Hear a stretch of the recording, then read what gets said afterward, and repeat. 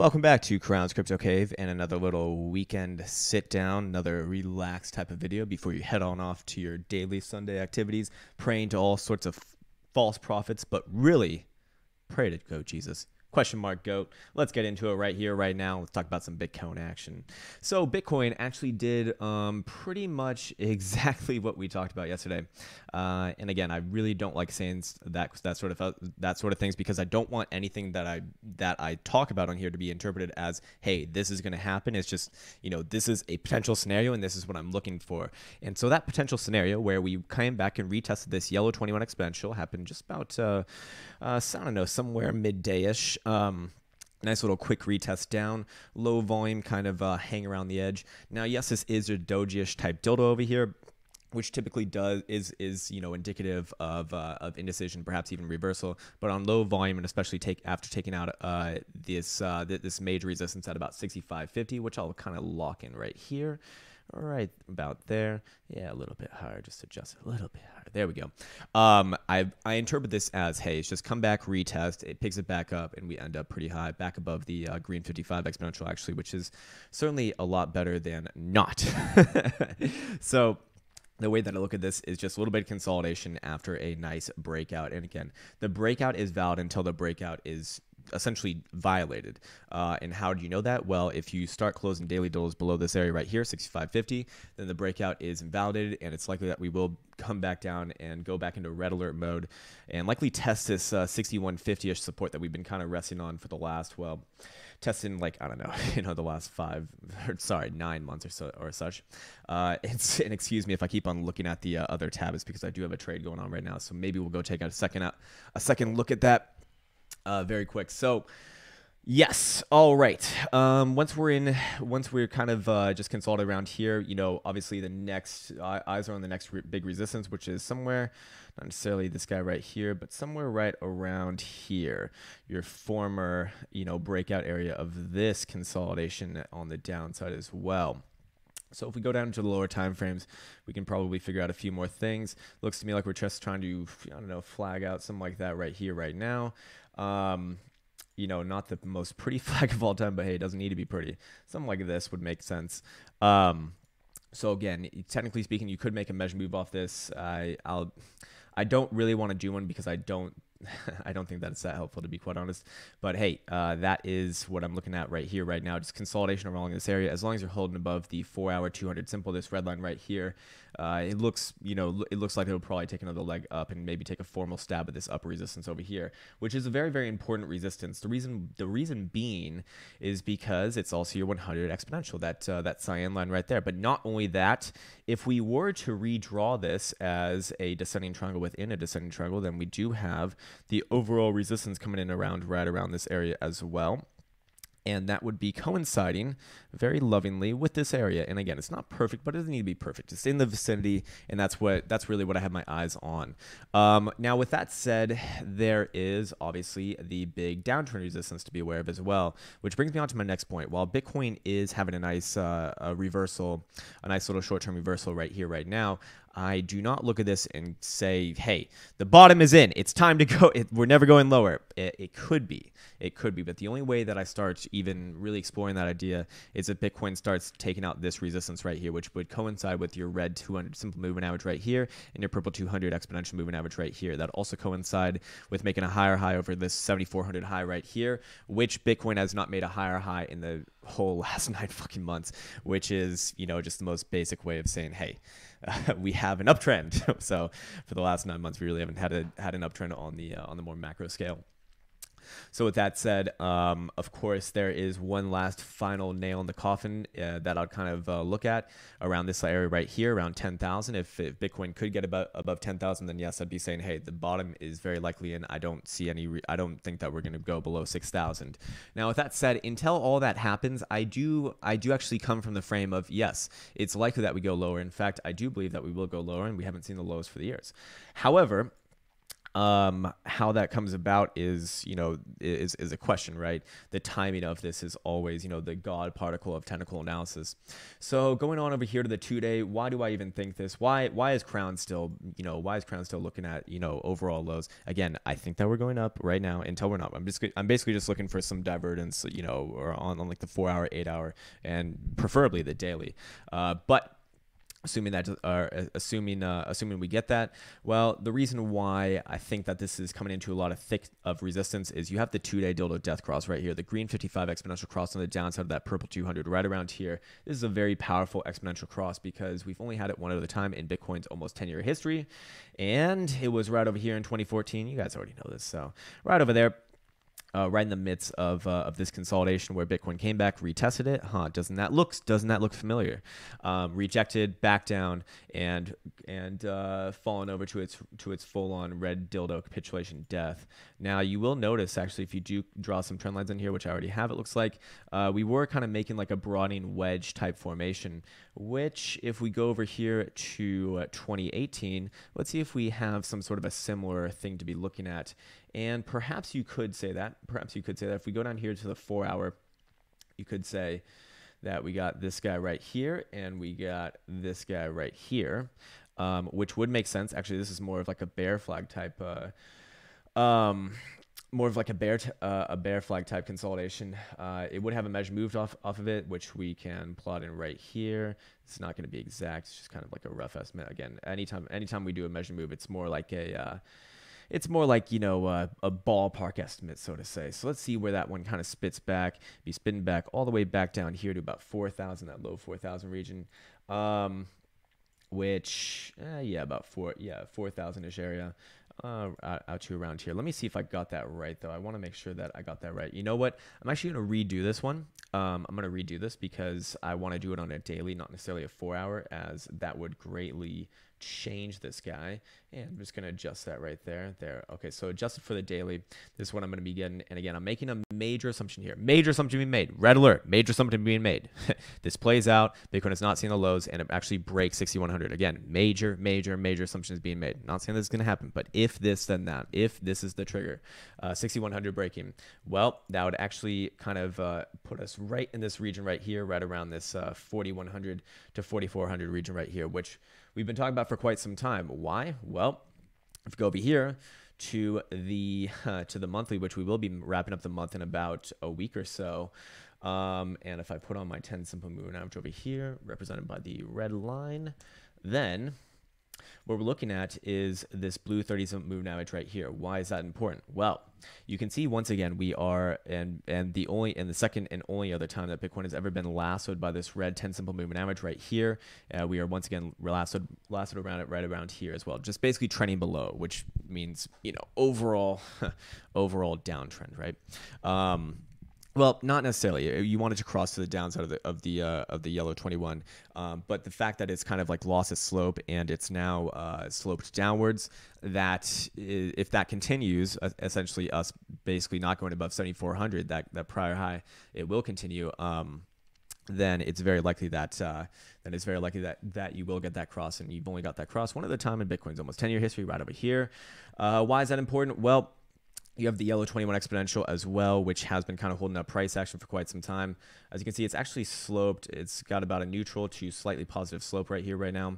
And this is kind of like my litmus test for generally bullish, generally bearish. Where I come from, as a market maker in equity options, I'm used to looking at the higher time frames, the weekly, the monthly, the yearly in some cases. Yes, they do have yearlies. And as you can see, the only other time that Bitcoin's ever broken it was right over here in 2014. And that's kind of like my litmus test for generally bullish and generally bearish, if I didn't already mention that. So when Bitcoin actually fully broke it right here, you notice that it did teeter around it for just a second over here, but did break it over time. That second piece of the puzzle being over time. And I'm just going to delete this right here. And again, if you're looking at my orders, please be aware these are not like hold them for fucking life. It's not even hold them for like 5 minutes, hold them for like 2 minutes. If you've been tuning into my last scalp videos there, but actually I had to take that one off just because I'm not really paying attention right now. And you can see over here that Bitcoin's actually kind of teetering around it for the second time in history as well. You can really see the whole of the market cycle from top to bottom, or I mean, so from start to where we are currently, right? Just in this chart, where guess what? We close our first monthly dildo above this yellow 20-minute exponential on heavy volume, march it all the way up, onwards and upwards, culminating in a tweezer top dildo of death with follow through. Consolidate in this 6,000 to 12,000 region right here in this triangle, then break that, resolve that to the downside right here, and have a very low volume drift along the 21, which to me is a bearish consolidation. Anytime that you're consolidating on your lows, typically leads to new lows in my experience. Now, why is this even relevant to talk about? Because we need to get everyone on the same page so we can say, well, when that happens, if you actually do officially break your yellow 21 exponential on the monthly, then this blue 30 starts to become like a magnet for price action. And guess where that's right at? That is right around 4,300, which is right where we had that measure move for this guy over here, which was pointing all the way down here again. So while I'm not saying that this is happening anytime soon, or maybe even at all, this is the trigger for it. Now, there's also a few other things kind of making me think that Bitcoin is perhaps not seen its lows just yet. I'm going to go back on over here to Finex, and I'm going to shove on there. Well, actually, first things first, let's go show this as well.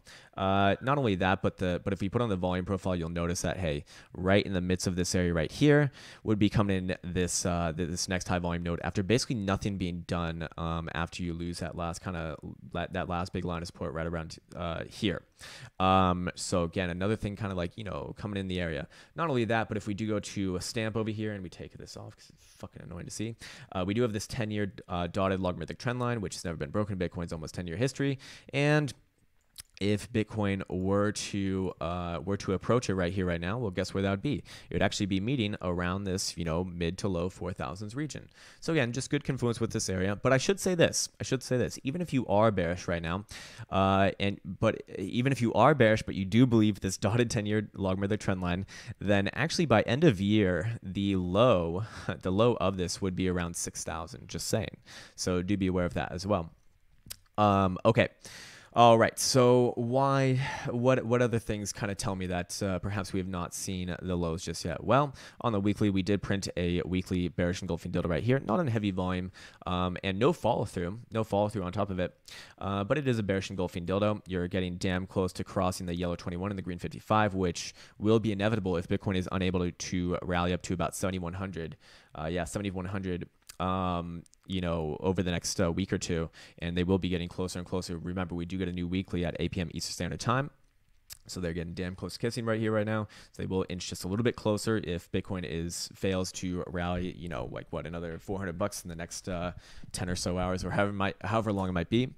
On top of that, what else do we have to look at? Oh, also, forgot to mention this. Also aligning with that mid to low or high 4,000s area, you have this purple 200 exponential coming around this area. Not only that, but you also have this 786 Fibonacci retracement. Okay, all right. Crown, God damn it. Explain also why I don't believe that this is over just quite yet. Well, taking off the volume profile over here, adding on my accumulation distribution indicator over here. Let's see what we got. Okay, so the weekly has given us a negative slope. That is not good. And the way that I use this indicator is just by slope. I don't care about anything else really. Whether if the slope is positive, I'm more bullish. If the slope is negative, I'm more bearish. It's quite literally that simple sometimes. 2-day is having a positive slope, so that's saying that, hey, we could be rounding up in the next couple of days. 3-day is losing its slope, so that's saying a little bit longer term, aligning with the weekly. We're kind of likely to tick down. And same thing with the daily. The daily was sloped up for a while, and now it's actually flatlined. What else do we have to look at? Yes, the monthly, which has found this extremely aggressive slope to the downside. The only other time that we've ever really seen this is in, well, you guessed it, 2014. Speaking of 2014, let's go back on over to bring up a new tab over here, the good old MBT signal. Again, I know I'm probably saying a lot of the same things on all these damn streams, but basically the MBT signal is the network value divided by the 90-day moving average over the daily transaction value, which calls these tops fucking well, man. over here in 2013, end of 2013, bull trap of 2014, end of 2017, and a couple of highs that we've had so far in 2018.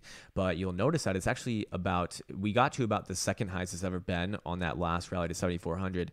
Now it's still well above, it's like around 160-ish area.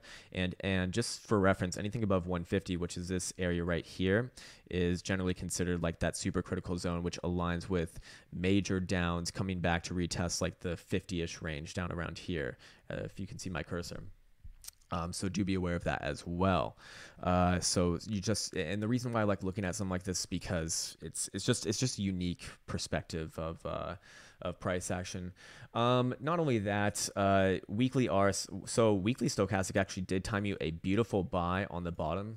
Just saying, the proprietary stochastic, also my regular stochastic doing a good job as well over there. But you'll notice that overall the RSI, which is what I use for longer term trends and what I put a lot more importance on, is still below, or sorry, it's actually not below the bearish zone right now. But the only time it's ever really even been, considering the bearish zone, and disregard this area over here because, it needs some time to really populate information over there. But so just kind of adjusting it over here. The only time that's ever really been in the bear zone was over here in 2014 as well. So interesting, certainly very, very interesting. Just as an aside, a lot of the times, and this is just one of those random things that tends to work. I know it's it's a little bit of a cheat, and I feel almost dirty even saying it, but it's fucking true. More often than not, when the weekly RSI gets below 30, that's typically the end of your bear market. Not always, but pretty damn often. Often enough. So with that said, let's kind of flesh out the bullish case a little bit more. And to be fully clear, I am bullish until we get a reversal. I have to be. As long as you're above 65.50, as long as you don't violate that area, it's completely fine, all well and good. So what would the bulls be looking at? Well, they'd be over here on GDAX because bulls are on GDAX, and sorry, that's fucked up. And they'd be looking at the 3-day dildo chart if they have a 3-day dildo chart, and they'd be saying, hey, we got a falling pizza over here. So falling pizzas are good. They're bullish. They're woolish, as our man Haejin Ree would say.